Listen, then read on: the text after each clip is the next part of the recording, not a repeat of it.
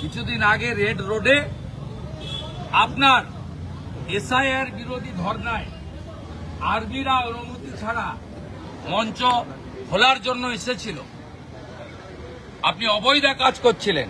আপনি সেদিন যেভাবে দাঁড়িয়ে থেকে ভারতীয় সেনাদের অপমান করেছেন। রামকৃষ্ণ আইভিএফ সেন্টার, মা হওয়ার স্বপ্ন পূরণ। সঙ্গে বলেছেন আমাদের থেকে পালাচ্ছে, ভারতীয় সেনাদের থেকে চীন পাকিস্তান পালায়, বাংলাদেশ ল্যাজ গুটায়। আপনি সেই সেনাকে অপমান করেছেন।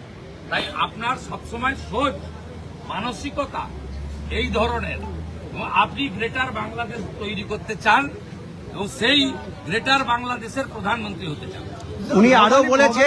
উনি আরো বলেছেন যে চিপ ঢুকিয়ে দেবে, সেন্ট্রাল ফোর্স চিপ ঢুকিয়ে দেবে গণনা কেন্দ্রে এবং তাতে ওটা মাথায় ঢুকাতে হবে।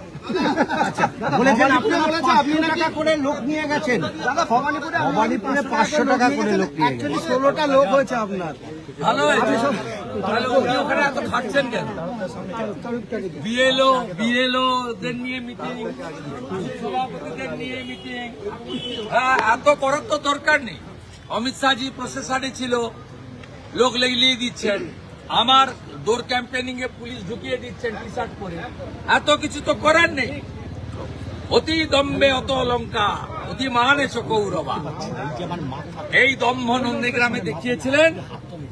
আমার ছোট বোন নন্দীগ্রাম হেরেছেন, আর এবারে ভবানীপুরেও আপনি